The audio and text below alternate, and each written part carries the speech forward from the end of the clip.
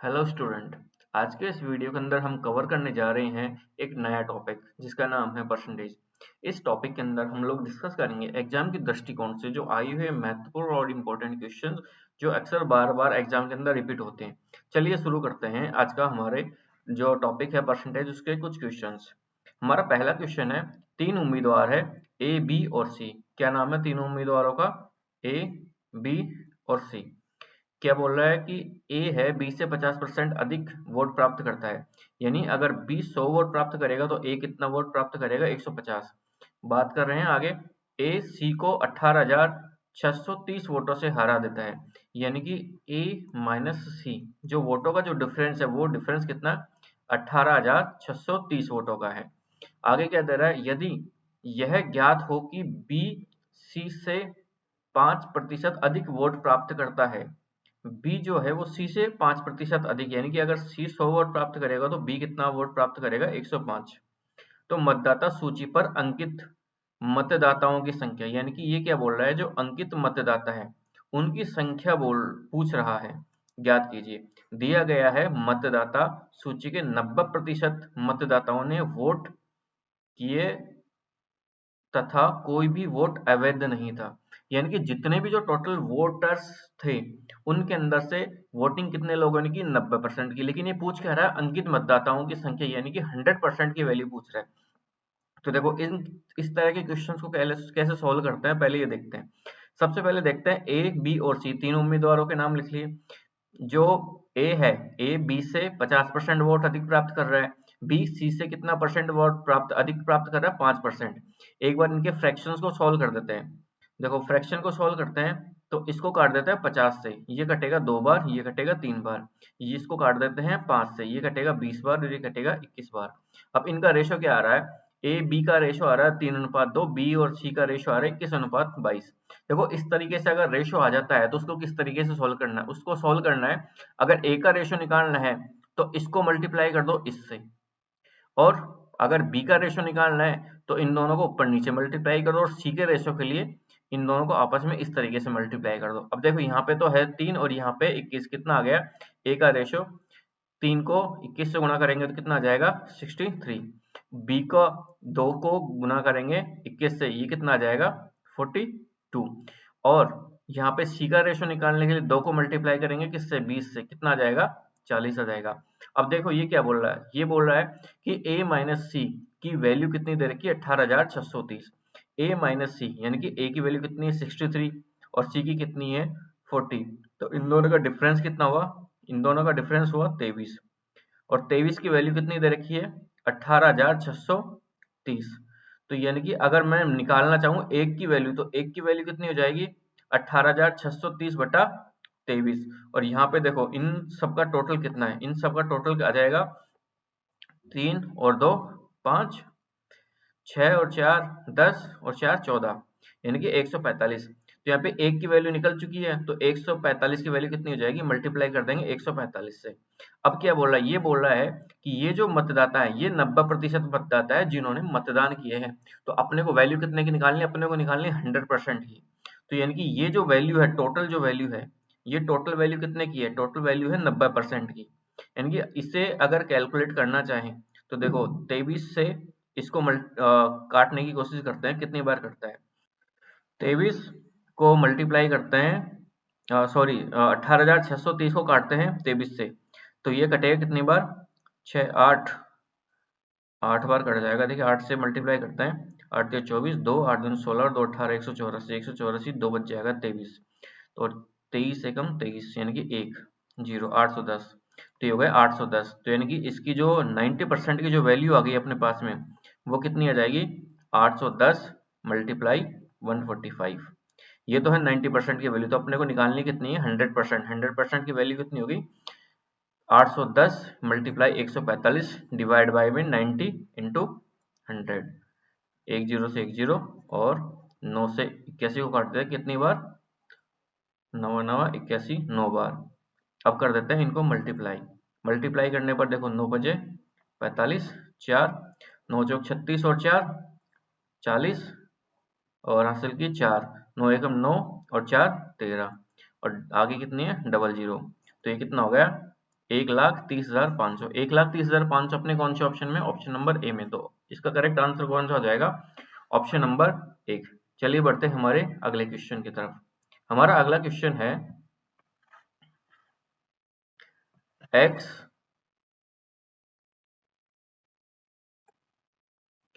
यदि x में x का 5% जोड़ने पर परिणाम में से परिणाम का 5% घटाया जाए तो x का मान क्या होगा? देखो इस तरह की क्वेश्चंस में एक तो आप अपना सकते हो एक छोटी सी शॉर्ट ट्रिक्स। शॉर्ट ट्रिक में क्या होता है कि जैसे कि मान लो अगर कोई सी भी एक संख्या है जिसमें से पहले घटाया जा रहा हो या बढ़ाया जा रहा हो, उसके अंदर अगर 2 बार अगर वो उसके अंदर वैल्यू में चेंजेस हो रहा है तो आप सिंपल सा इसमें a प्लस बी वाला फार्मूला लगा दो। a प्लस बी वाला फार्मूला क्या होता है कि जैसे कि परसेंटेज अगर चेंज अगर अपने को निकालना है तो चेंज निकालने के लिए क्या काम कर सकते हो? a प्लस बी प्लस में a मल्टीप्लाई b डिवाइड में 100, ये आप डायरेक्टली इंप्लीमेंट कर सकते हो अगर जो चेंजेस है वो सिर्फ 2 बार दिया हुआ हो तो उस सिचुएशन के अंदर। अब देखो यहाँ पर क्या बोल रहा है कि पहले तो ये 5% जोड़ रहा है, उसके बाद में परिणाम में से क्या कर रहा है? 5% घटा रहा है। तो यानी कि a की वैल्यू है 5% प्लस में है तो इसको तो 5 कर देते हैं प्लस में, और दूसरी बार क्या काम कर रहा है? ये घटा रहा है कितने परसेंट से? 5% से। तो यहाँ पे कर देते हैं माइनस का 5%, प्लस में यहाँ पे तो 5 और यहाँ पे माइनस का 5 डिवाइड बाई में कितना है? 100 है। देखो 5 में से 5 गया है तो वो है 0, और यहाँ पे क्या होगा? ये जो माइनस साइन है ये मल्टीप्लाई होकर के यहाँ पे प्लस के साइन से मल्टीप्लाई होगा तो कितना हो जाएगा? माइनस का, और 5 से गुणा करेंगे 5 को तो कितना हो जाएगा? 25 डिवाइड बाई में 100, यानी कि ये माइनस में होगा। कितना माइनस में होगा? माइनस का 0.25%, यानी कि ये जो ओवरऑल जो संख्या है x का जो मान है वो क्या का होगा? हमेशा इसकी वैल्यू घटा दी जाएगी। और अगर बात करें इसे थोड़ा बहुत लेंथी सॉल्यूशन से या फिर वैसे कहें कि इसको अगर आप चाहो तो इसे सॉल्व भी किया जा सकता है बाई रेगुलर मेथड से। देखो उससे भी किस तरीके से सॉल्व करते हैं वो भी एक बार देख लेते हैं ताकि आपके मन में कुछ डाउट वगैरह ना रहे। देखो मान लेते हैं x की वैल्यू है कुछ भी है, सपोज करो कि x की वैल्यू है 100 है, तो 100 के अंदर इसने क्या किया? पहले तो 5 जोड़ दिया, ठीक है। अब क्या बोल रहा है कि जोड़ने पर प्राप्त परिणाम, तो प्राप्त परिणाम कितना हो गया अपना? 105 हो गया। अब 105 में क्या कर रहा है कि परिणाम का यानी कि जो 105 प्राप्त हुआ है उसका 5% तक घटा रहा है, यानी कि इसमें से 105 का 5% ये क्या काम कर रहा है? घटा रहा है इसके अंदर से। तो ये तो कितना था? 105 माइनस में 105 मल्टीप्लाई 5 डिवाइड बाई में 100। अब देखो यहाँ पे क्या काम करते हैं? 105 को या तो बाहर ले जाओ या फिर सिंपल है मल्टीप्लाई कर दो, सिंपल सा। तो 105 ये तो चल ही रहा था, माइनस में देखो इसको अगर मल्टीप्लाई करते हैं 5 से तो 50 25, फिर 0 आई गई है, उसके बाद में 5 को गुणा करते हैं 1 से, 5 एकम 5 डिवाइड बाई में 100। तो 105 माइनस में 5.25, तो ये कितना आ जाएगा? 99.75।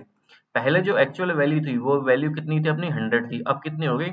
99.75, यानी कि ओवरऑल वैल्यू के अंदर क्या हुआ? वैल्यू के अंदर हमेशा क्या हुआ? डिग्रेडेशन, यानी कि डिक्रीज हुई है वैल्यू। वैल्यू डिक्रीज कितनी हुई है? तो इसका डिफरेंस निकाल लेते हैं। 100 माइनस 99.75 कितना आ गया? 0.25, यानी कि जो 0.25% है वो वैल्यू क्या हुई है? घटी है। तो इसको इस तरीके से रेगुलर मेथड से भी सॉल्व कर सकते हैं, लेकिन मैं रिकमेंड करूंगा कि आप इस तरह के जो बेसिक क्वेश्चन है उसके लिए थोड़ा सी शॉर्ट ट्रिक्स के लिए साइड जाओ, जिससे आपका एग्जाम के अंदर टाइम भी बचेगा और आपके दिमाग के अंदर कैलकुलेशन भी बचेगी, जिससे आगे के जो क्वेश्चन है उसके लिए एफर्ट्स वगैरह के लिए थोड़ी सी एनर्जी भी बची रहे। चलिए बढ़ते हैं हमारे अगले क्वेश्चन की तरफ। हमारा जो अगला क्वेश्चन है, हमारा अगला क्वेश्चन है एक विद्यालय में आने वाले विद्यार्थियों की संख्या में प्रतिवर्ष 10% वृद्धि का लक्ष्य रखा गया है, ठीक है। 2016 में यह संख्या 1500 थी, तो 2018 में लक्ष्य प्राप्ति होने पर विद्यालय में कितने विद्यार्थियों की संख्या कितनी होगी? देखो 2016 के अंदर कितनी थी? 2016 के अंदर थी विद्यार्थियों की संख्या 1500। अब ये पूछ रहा है 2019 के अंदर, तो देखो कितना हो गया? 2017, 2018 और 2019, यानी कि ये जो वृद्धि है वो कितनी बार होगी?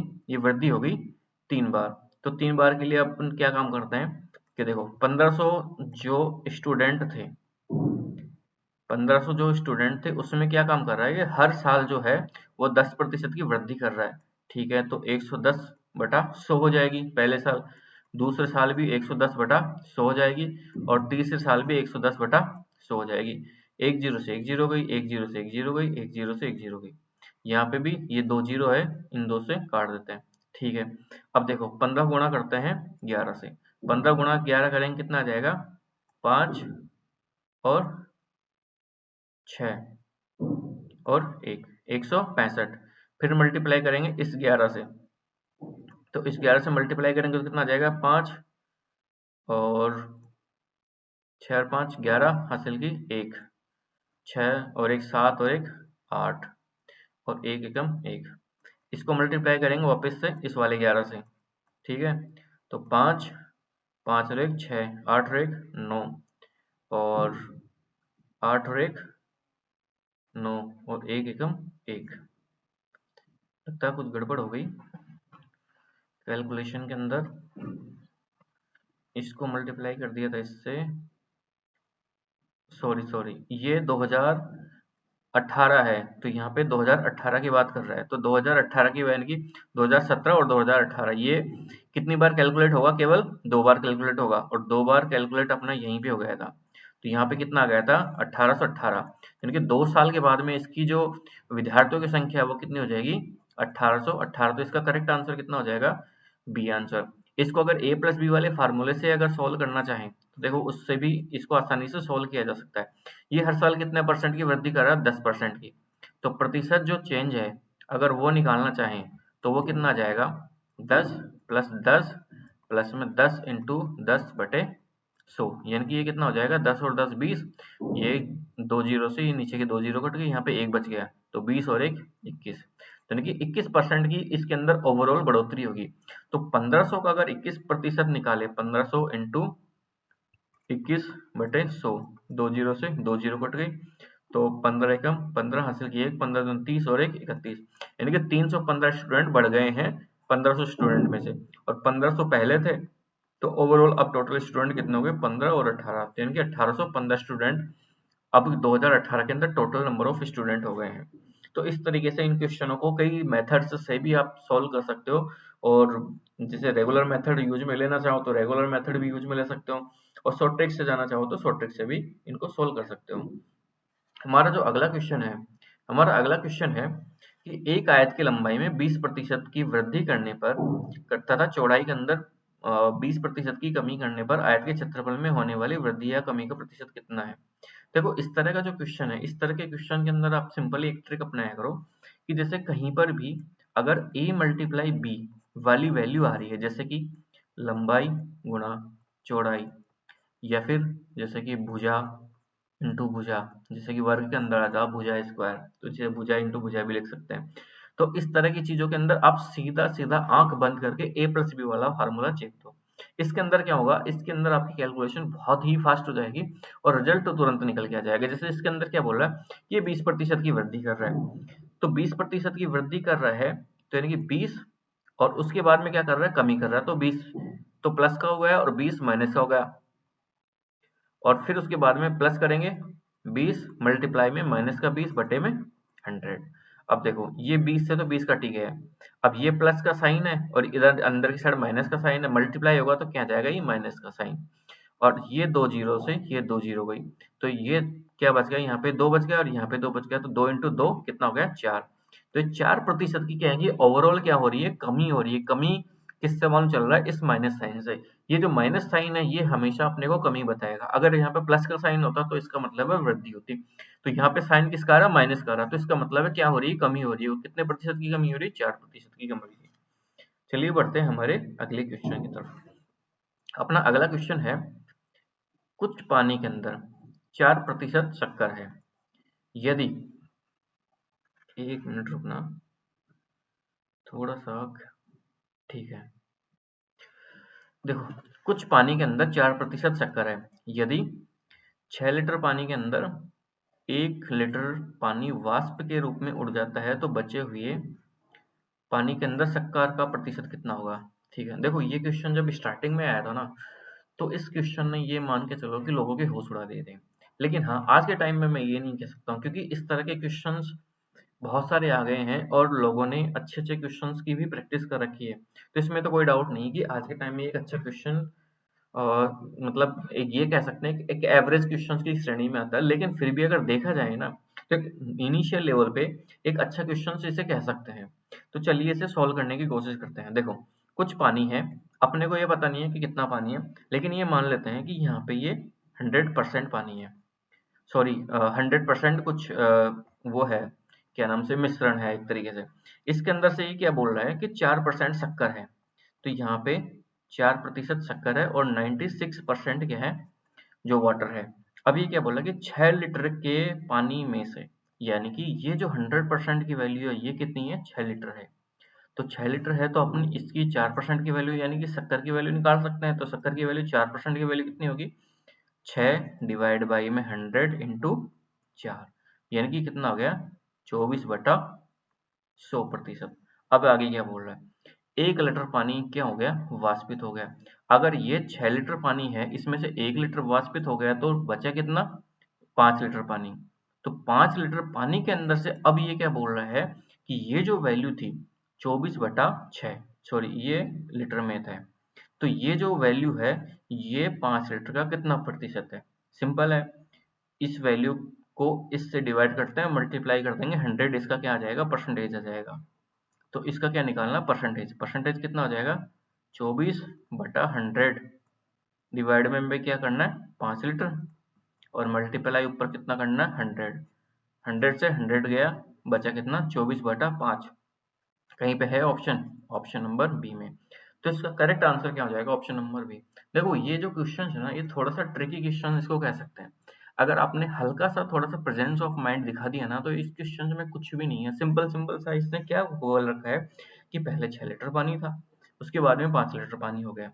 लेकिन ये देखो कि इसके अंदर जो शुगर की क्वांटिटी है, यानी कि जो शक्कर है, वो कितना है, वो 4% है। तो 4%, ये जितना भी पानी चाहे आप कितना भी ऐड कर दो इसके अंदर, अब जैसे कि वाष्पित हो गया, हो सकता है इसके अंदर ये पानी ऐड करवा लेता, लेकिन जो शुगर है उसकी मात्रा तो सेम ही रहेगी ना। तो शुगर की मात्रा उसके अंदर कितनी थी, शुगर की मात्रा थी 24/100। तो इसके अंदर चाहे पानी को चाहे और ऐड कर दो, चाहे इसके अंदर से वाष्पीकृत कर दो, लेकिन जो वैल्यू है शुगर की वो तो इतनी ही रहेगी। ये वैल्यू अब बाद में आप परसेंटेज कितने में से निकालना चाहोगे, अगर कमी हो जाती है तो 5 में से निकाल दो, और कमी हो जाती है तो उसमें से परसेंटेज निकाल दो। अगर इसके अंदर आप पानी और ऐड कर देते हो तो उसके अंदर से परसेंटेज निकाल दो। तो सिंपल सा बस इतनी सी कहानी है इसके अंदर। तो चलिए हमारे अगले क्वेश्चन की तरफ। हमारा जो अगला क्वेश्चन है, अगला क्वेश्चन है, ए बी का 10% है, सॉरी x% है। तो यानी कि अगर मैं ये बात करूं कि ए जो है वो बी का x%, यानी कि b into x divide by में 100 बराबर में कितना है, a है। ये क्या बोल रहा है आगे, b है a plus B divide by 2 का x% है, यानी कि a plus B divide by में 2 इंटू एक्स डिवाइड बाई में 100, ये क्या है, ये बोल रहा है ये है b। तो ये पूछ रहा है x% की वैल्यू। देखो इस तरह के क्वेश्चन में सिंपल सा अपने को कुछ नहीं करना है, यहाँ से ना अब ये काम कर सकते हो कि a की वैल्यू ये आ गई, तो इस वाली इक्वेशन के अंदर a की वैल्यू आप पुट कर दो। उसके बाद में आपके पास में जो भी चीजें कट रही है उसको काट दो, और जो चीजें बच रही है उससे कैलकुलेशन अपनी सोल्व कर लो। तो देखो अगर ये वैल्यू इसमें डालते हैं, पहले इसको थोड़ा सा सोल्व कर लेता हूँ। इसको सोल्व करते हैं तो देखो a प्लस बी, अब देखो ये नीचे कितना है, 200 है, 200 को इधर की साइड ले जाओ, यहाँ पे तो हो गया x बराबर में 200b। x को अंदर की साइड अगर मल्टीप्लाई कर देते हैं तो ax प्लस में bx बराबर में 200b हो गया। अब अपने को क्या करना, अपने को a की वैल्यू रखनी है इसके अंदर। तो a की वैल्यू कितनी होगी, bx अपॉन में 100। तो x की सॉरी a की वैल्यू कितनी होगी, bx अपॉन में 100, और ये मल्टीप्लाई हो रहा है x से, और प्लस में bx तो है ही, और प्लस में बराबर में 200b। अब देखो b तीनों में कॉमन है, इसमें भी कॉमन है b, इसमें भी कॉमन है और इसमें भी कॉमन है। तो b से b को तो सबको काट दो। अब देखो 100 है, 100 को इधर की साइड मल्टीप्लाई कर दो और इधर की साइड मल्टीप्लाई कर दो, यानी दोनों साइड भेज दो। तो यहाँ पे क्या बचेगा, एक्स स्क्वायर प्लस में 100x बराबर में कितना हो जाएगा, 200, और डबल जीरो इसकी आ जाएगी, ये हो गया। अब देखो एक्स स्क्वायर या आप एक काम करो, यहाँ पे ना सीधे सीधे से वैल्यू रख करके देख लो। अगर आप वैल्यू रखोगे ना तो देखो यहाँ पे तो आएगा, अगर 25 की अगर वैल्यू x की वैल्यू अगर अपन 25 रखते हैं तो यहाँ पे क्या हो जाएगा, ये आएगा 625। और 625 यहाँ पे लास्ट में है नहीं, लास्ट में कितना है, डबल जीरो। तो डबल जीरो लाना है, यानी कि 75 भी नहीं होगा, 25 भी नहीं होगा। तो ये दो ऑप्शन तो सीधे सीधे कट गए। अगर मैं बात करूँ यहाँ पे 50 की, तो 50 का देखो, 50 का स्क्वायर कितना होगा, 50 का स्क्वायर होगा 2500। लेकिन लास्ट टाइम 500 है तो 500 ये भी नहीं है। तो यानी कि ओवरऑल अपना आंसर कौन सा बच गया, ऑप्शन ऑप्शन नंबर डी। तो इसका करेक्ट आंसर क्या हो जाएगा, ऑप्शन नंबर डी। कई बार एक चीज का ध्यान रखना कि कई बार क्वेश्चंस इस तरीके से होते हैं कि अपने को इक्वेशन पूरी सॉल्व करनी नहीं होती है, ऑप्शन से अगर आप चाहोगे तो आंसर तुरंत मिल जाएगा। तो चलिए बढ़ते हैं इसी तरह से हमारे अगले क्वेश्चन की तरफ। हमारा जो अगला क्वेश्चन है, अगला क्वेश्चन है, एक कंपनी के कर्मचारियों का जो वेतन है वो 5% की दर से बढ़ रहा है। यदि वर्ष 2015 के अंदर कर्मचारी का वेतन 10,000 रुपए था तो 2019 के अंदर कर्मचारी का लगभग वेतन कितना होगा। देखो हर साल ये कितने परसेंट की दर से बढ़ रहा है, ये 5% की दर से बढ़ रहा है। और 2015 के अंदर था 10,000, तो यानी कि 2015 के अंदर कितना था, 10,000। बात करते हैं 2019 की, तो कितने साल हो गए, 2016, 2017, 2018 और 2019, यानी कि ये हो गए टोटल 4 साल। तो ये देखना अपने को कि 4 साल के अंदर इसका जो वेतन है वो कितना हो गया है, हर साल 5% की दर से ये बढ़ रहा है। तो चलिए इसको सोल्व करते हैं। तो देखो सबसे पहले तो कर देते हैं 10,000 मल्टीप्लाई, अब ये 5% की दर से बढ़ रहा है तो इसको कर देते हैं 105/100 इंटू 105 ये पहली साल का हो गया, ये दूसरी साल, ये तीसरी साल और ये चौथी साल। ठीक है, जो कट रहा है उसको काटते हैं। अब देखो इनको करते हैं थोड़ा थोड़ा सा कैलकुलेट, इनको हटा देते हैं, 5 से काट देते हैं, ये 21 बार और ये 20 बार, ये 21 बार, ये भी 20 बार, ये 21 बार, ये 20 बार, ये 21 बार और ये 20 बार। देखो नीचे की साइड 4 जीरो, 1 2 3 4, ये ऊपर की 1 2 3 4, 4 जीरो से कट गई। अब देखो यहाँ पे 21 को मल्टीप्लाई करते हैं 21 से तो कितना आएगा, 441, 441। और इसको मल्टीप्लाई करते हैं इससे, कितना हो जाएगा, 441। तो यानी कि यहाँ पे एक तो 441 इंटू अपने कितना हो गया, 441। देखो इस तरह की अगर तीन वैल्यूज आती है जिसके अंदर आपको मल्टीप्लाई करना है तो उसके अंदर सिंपल सा अपने को क्या करना है, तीनों संख्याओं को इस तरीके से ऊपर नीचे लिख लो। अब करना क्या है, देखो पहली जो डिजिट होगी ना इसको तो इस मल्टीप्लाई कर दो, इससे कितना आ गया 1। दूसरा इससे इसको मल्टीप्लाई करो, इसको इससे मल्टीप्लाई कर दो तो दोनों को जोड़ दो। देखो 4 एकम 4 प्लस 4 एकम 4 कितना हो गया 8। तीसरी जो डिजिट आएगी उसके अंदर क्या करना है, इसको तो मल्टीप्लाई करना है इससे, इसको मल्टीप्लाई करना है इससे और ऊपर की वैल्यू को आपस में ऊपर नीचे मल्टीप्लाई कर देना। देखो 4 एकम 4 प्लस 4 एकम 4, 4 4 8 प्लस में 4 चौक 16, 16 और 8 कितनी होगी 24, हासिल की कितनी गई 2। अब बाद में क्या काम करना है, इन दोनों को आपस में मल्टीप्लाई करना है और जोड़ देना है। तो 4 चौक 16 और 4 चौक 16, 16 16 32, 32 और 2 34, हासिल की कितनी गई 3। और फिर लास्ट में क्या काम करना है, लास्ट की जो दोनों डिजिट है उनको मल्टीप्लाई कर दो। तो 4 चौक 16, 16 और 3 19। तो ये अपनी वैल्यू आ गई। डिवाइड बाय में अपना कितना चल रहा था, ये 2 इंटू 2 इंटू 2 इंटू 2, यानी कि ये कितना हो गया 4, 4 चौक 16। तो यानी कि ये कितना हो जाए नीचे 16। तो 16 से भाग देते हैं इसके अंदर। तो देखो 16 से अगर इसके अंदर भाग देंगे तो 16 एकम 16 और यहाँ पे कितना बच जाएगा 3, क्योंकि 16 19 में से 16 को घटाएंगे तो 3 बच जाएगा तो 34 जाएगा। तो यहाँ पे कितना आ जाएगा, सॉरी यहाँ पे, ठीक है, तो 16 दूना 32 और 16 दूना 32 होगा तो यहाँ पे कितना बच जाएगा 2 बच जाएगा। तो 16 एकम 16 कितना बच जाएगा 8, 88, 16 पंजे 80 और यहाँ से फिर से कितना बच जाएगा 8। तो यानी कि यहाँ पे अगेन कितनी बार चल जाएगा 5 बार, 16 पंजे 80। तो ये कितना हो गया 12,155। तो अपना करेक्ट आंसर कौन सा हो जाएगा 12,155, यानी कि ऑप्शन नंबर डी। चलिए बढ़ते हैं हमारे इसी तरह से अगले क्वेश्चन की तरफ। अगला क्वेश्चन है, दो संख्याएं हैं, तीसरी संख्या से क्रम से 20% और 32% कम है। दूसरी संख्या पहली संख्या का कितना प्रतिशत है। देखो इस तरह की संख्याओं मान लो ये ए संख्या है, ये दूसरी है बी है और तीसरी है सी है। अब ये क्या काम कर रही है, जैसे सी है वो 100% है, तो ए कितनी है 80 है और बी कितनी है 68 है, क्योंकि ये कितना कम है 32% कम है। अब ये बोल रहा है कि जो दूसरी संख्या है यानी कि 68 वो पहली संख्या का कितना प्रतिशत है, यानी कि 80 का कितना प्रतिशत है।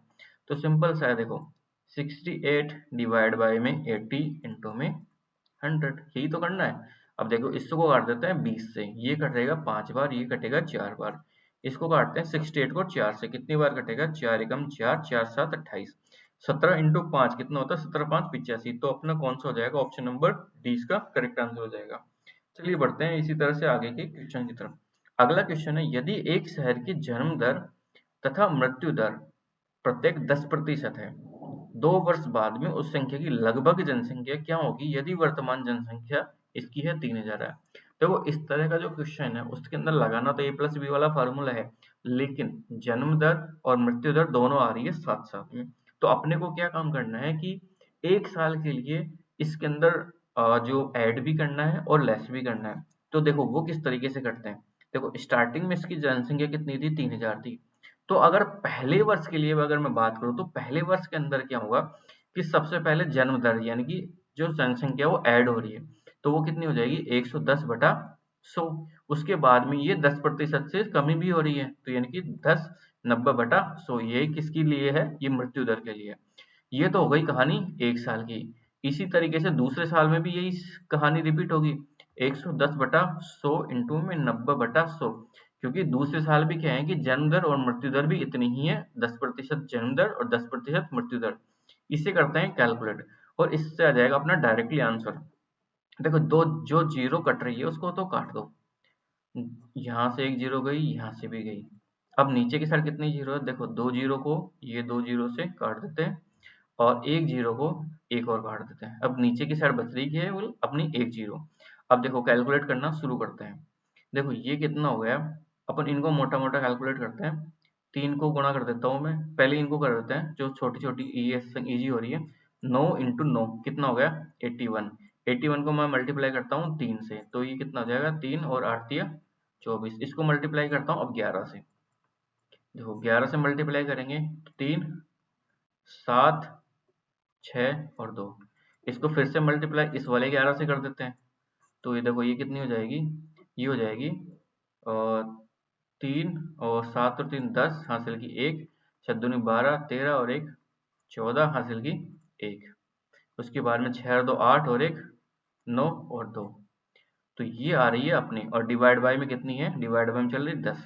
तो यानी कि यहाँ से ये एक पॉइंट यहाँ पे लगा देंगे, तो ये अपना कितना हो जाएगा 29 40.30। तो इसके आसपास में कौन से ऑप्शन है, ऑप्शन नंबर ए इसका करेक्ट आंसर हो जाएगा, क्योंकि ये वैल्यू कितनी है 2940 और अपना आंसर कितना आया 2940.3। तो इसके जो इसने पूछा है कि लगभग जनसंख्या, तो लगभग के हिसाब से अपना करेक्ट आंसर कौन सा हो जाएगा, ऑप्शन नंबर ए। चलिए बढ़ते हैं हमारे अगले क्वेश्चन की तरफ। हमारा जो अगला क्वेश्चन है वो अगला क्वेश्चन है कि एक आयत की प्रत्येक भुजा 10% की दर से बढ़ रही है, तो उसके क्षेत्रफल के अंदर कितनी वृद्धि होगी। ये वही चीज आ गई जैसे कि अब अभी थोड़ी देर पहले जो अपन ने डिस्कस किया था कि जैसे कि लंबाई गुणा चौड़ाई वाला, लंबाई गुणा चौड़ाई। अगर इस तरीके से कोई से भी वैल्यू आ जाती है, या जैसे कि a मल्टीप्लाई बी या भुजा स्क्वायर इस तरह की, तो उसके अंदर आप डायरेक्टली कुछ भी मत देखो, इसके अंदर डायरेक्टली सिंपल सा a प्लस बी वाला फार्मूला पुट कर दो। अब देखो इसके अंदर a प्लस बी वाला फार्मूला पुट करते हैं, ये क्या काम कर रहा है 10% की दर से भुजा को बढ़ा रहा है। तो यानी कि अपना फार्मूला क्या था, a प्लस बी प्लस में a multiply b divide by में 100। अब देखो यहाँ पे 10 plus 10 plus 10 into 10 divide by में 100, ये दो जीरो से दो जीरो कट गई, ये कितना हो गया 10 और 10 20, और यहाँ पे कितना बच जाएगा, यहाँ पे बच जाएगा एक कट कटा करके, तो 20 और 1 21। तो यानी कि जो प्रतिशत वृद्धि है वो कितनी आएगी 21%। 21% के हिसाब से अपना करेक्ट आंसर कौन सा है, ऑप्शन नंबर बी। तो इस तरीके से आज के जो हमारे कुछ इंपॉर्टेंट क्वेश्चंस वगैरह है वो कंप्लीट होते हैं, और इसी तरह से आप थोड़ी सी तैयारी करते रहिए और कंटिन्यूटी बनाइए रखिए। आगे के जो क्वेश्चंस की जो सीरीज होगी उसके अंदर हम लोग एक नया टॉपिक लेकर के आएंगे, जिसके अंदर से अपन कंटिन्यू शुरू करेंगे इस सीरीज को। हो सकता है कि अगर इसके कुछ अच्छे क्वेश्चंस मिले तो इसी क्वेश्चंस की सीरीज है वो कंटिन्यू रखेंगे, नहीं तो कोई दूसरा टॉपिक उठा करके उसके क्वेश्चंस की शुरुआत करेंगे। तो चलिए इस वीडियो को वाइंड अप करते हैं, और इस वीडियो को देखने के लिए आपका बहुत बहुत धन्यवाद। इसी तरीके से आप अपनी तैयारी को बनाए रखिए और हमेशा आगे बढ़ते रहिए। बहुत बहुत धन्यवाद। जय हिंद, जय भारत।